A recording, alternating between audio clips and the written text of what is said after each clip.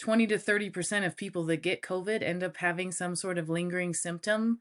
And again, try as they might, conventional medicine really has very few tools to offer.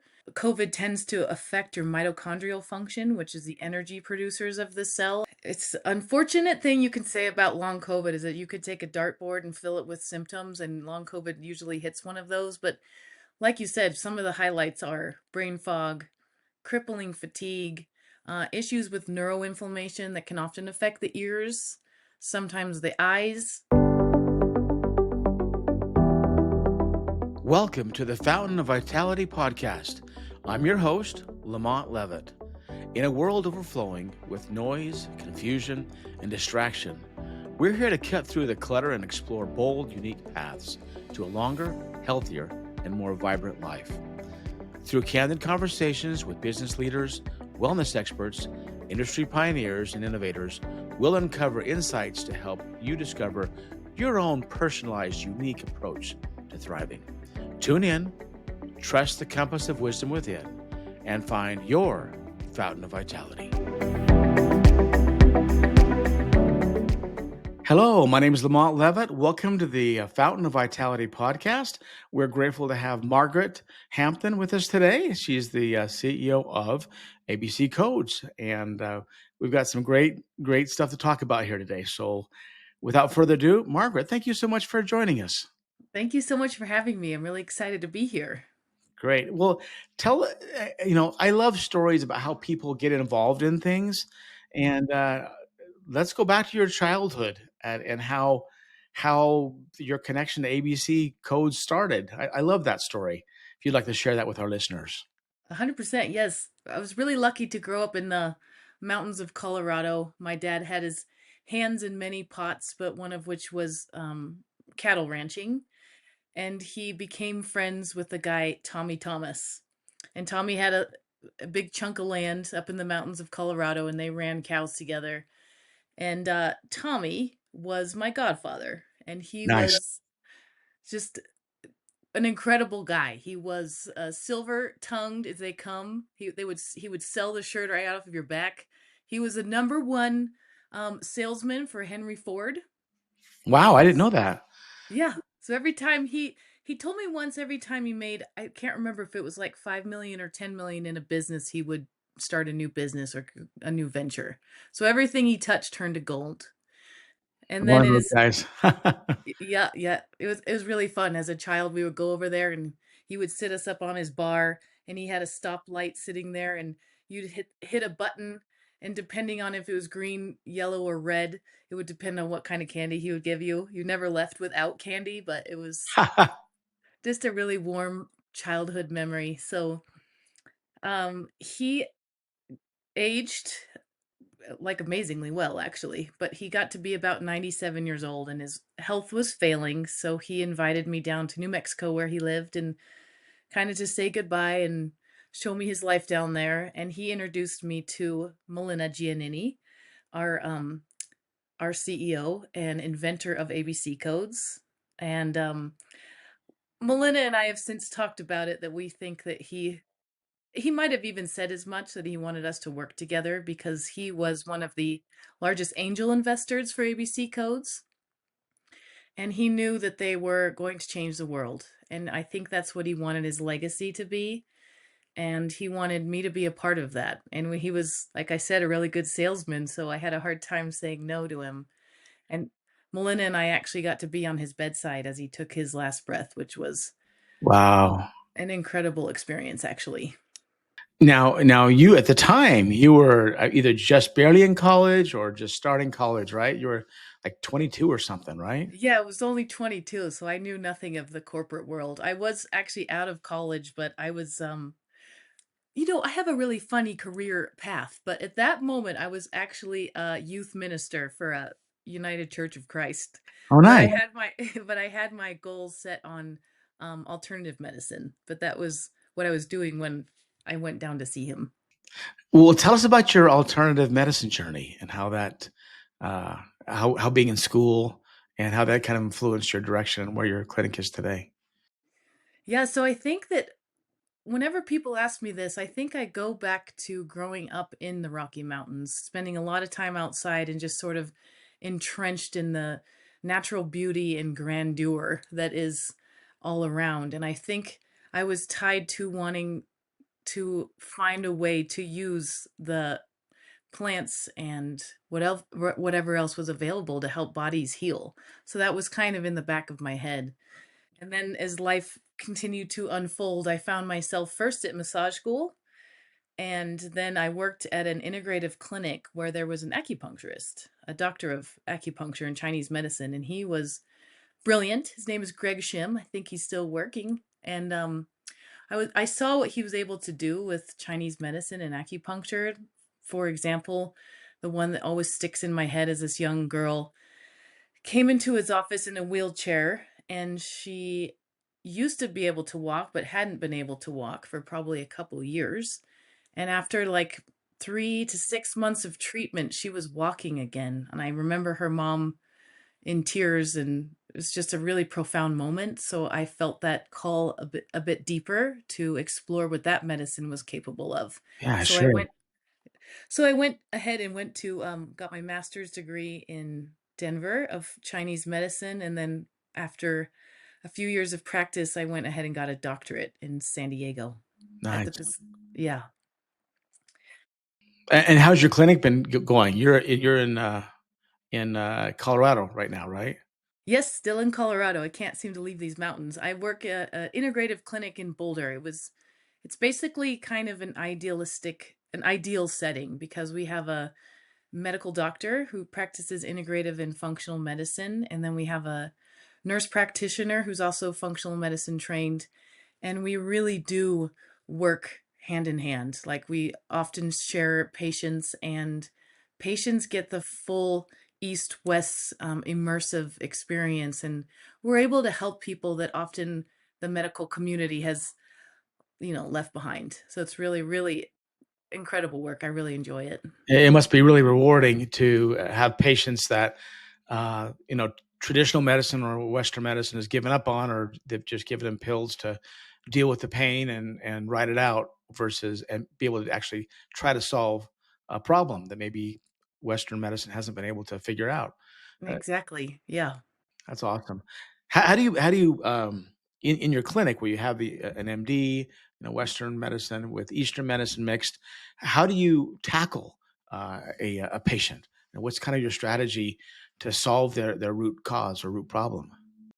That's a great question. So, a lot of people come into our clinic in the first place because they are they're at the end of their hope. They've tried everything else and nothing works. So, um, they often start with either the MD or the nurse practitioner, and we do a lot of different types of blood work that is not available to most basic conventional care. So we do a much deeper dive into what's going on with them.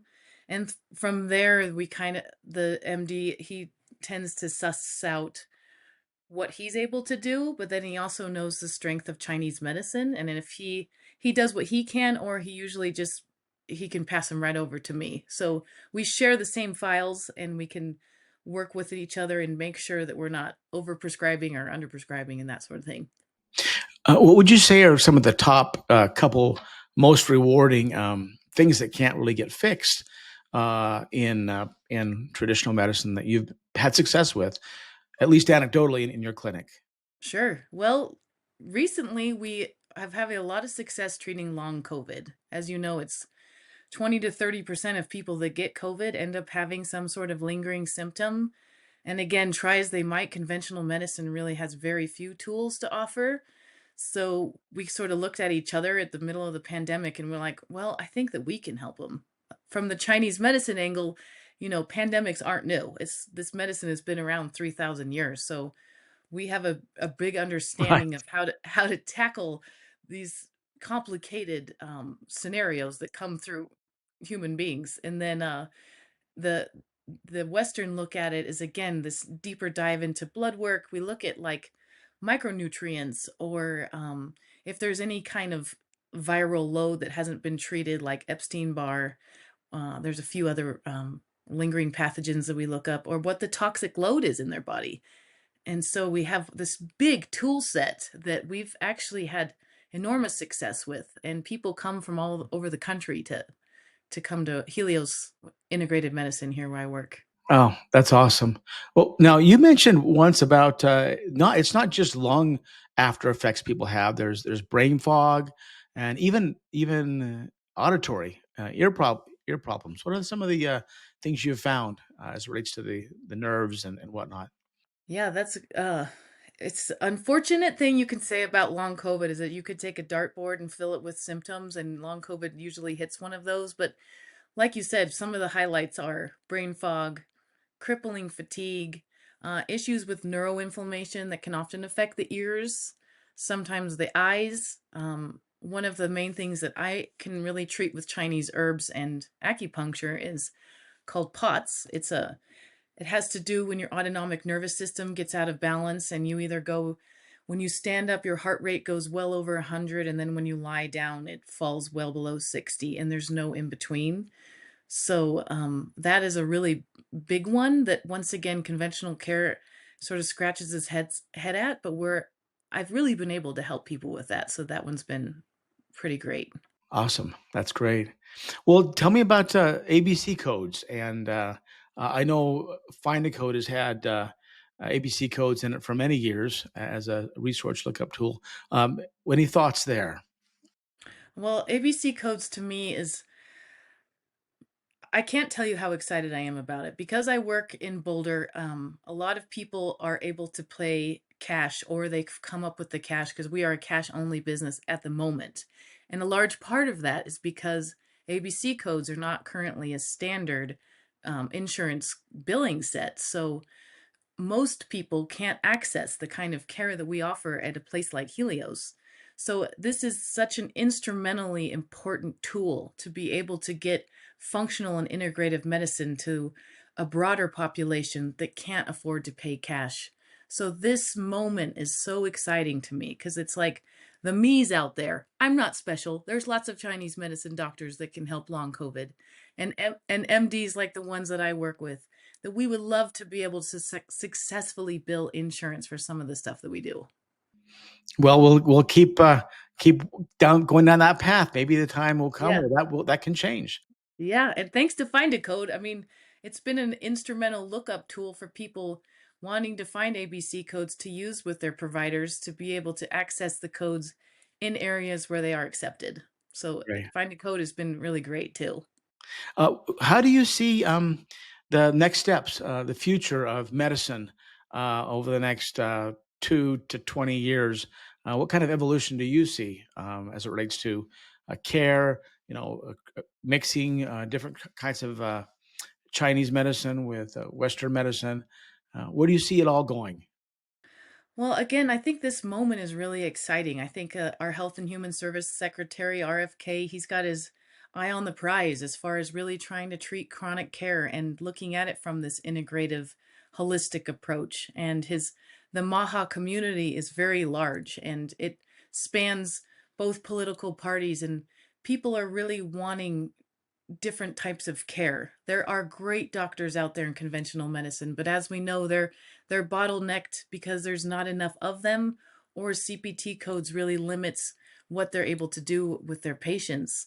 So what I see is a population in the United States demanding to be able to access more holistic and integrative approaches. And I think we are seeing with RFK that he might be the one to make ABC codes a standard and let this be expanded into the overall population.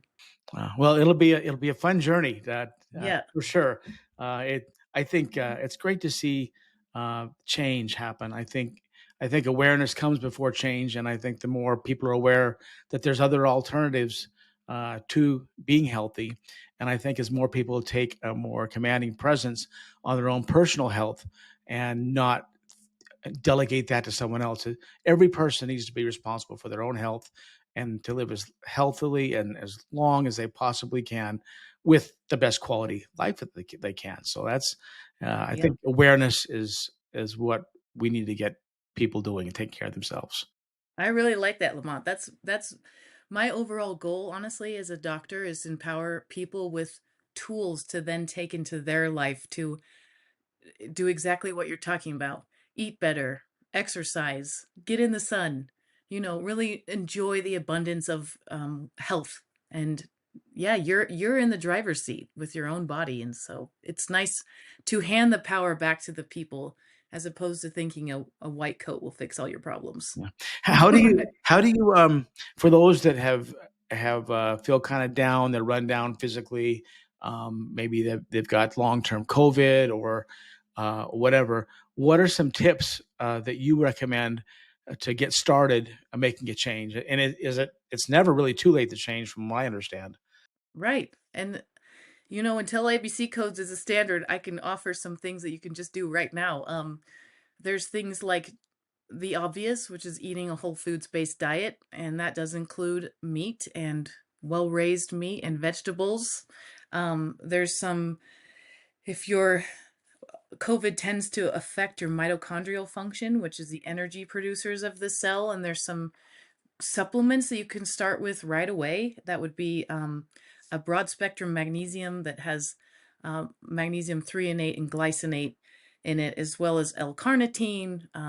We're having a lot of success with a supplement called PQQ, which is basically just like a little gasoline for your mitochondria. But then, yeah, there's Chinese herbs like salvia root that is great for helping the blood get rid of the blood clots that happens in long COVID, but also help produce new red blood cells.